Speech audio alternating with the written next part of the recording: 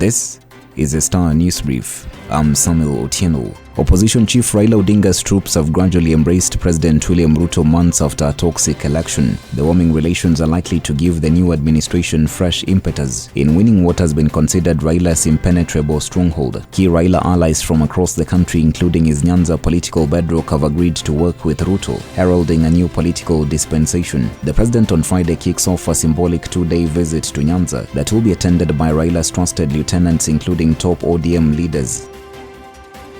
Get a copy of The Star by subscribing to our e-paper for only 40 shillings through www.mgazzetti.com. With about 5 months to the end of the financial year, the Treasury still holds in excess of 258 billion shillings for counties, occasioning a cash crisis. A report shows the non-disbursed cash accounts for more than 64.5% of the annual allocation for the devolved units for the current financial year ending June 30th, 2023. A Control of Budget report on the status of cash disbursement to the 47 counties obtained by The Star shows that the counties have received 141.84 billion shillings since the beginning of the financial year.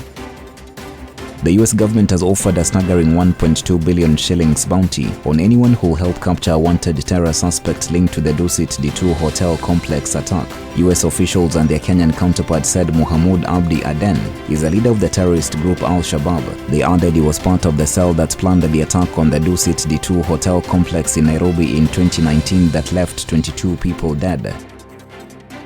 Doctors have confirmed increased cases of people presenting with gonorrhea from Nairobi and Kiambu. The medics who spoke to The Star on phone are in agreement that difficult-to-treat sexually transmitted infections have been rising in Nairobi, while attention was focused on COVID-19. Of concern is gonorrhea after researchers from the Kenya Medical Research Institute identified a strain that resisted all medication. Nairobi-based obstetrician and gynecologist Dr. John Nyamu said he handled one case that resisted most antibiotics last December.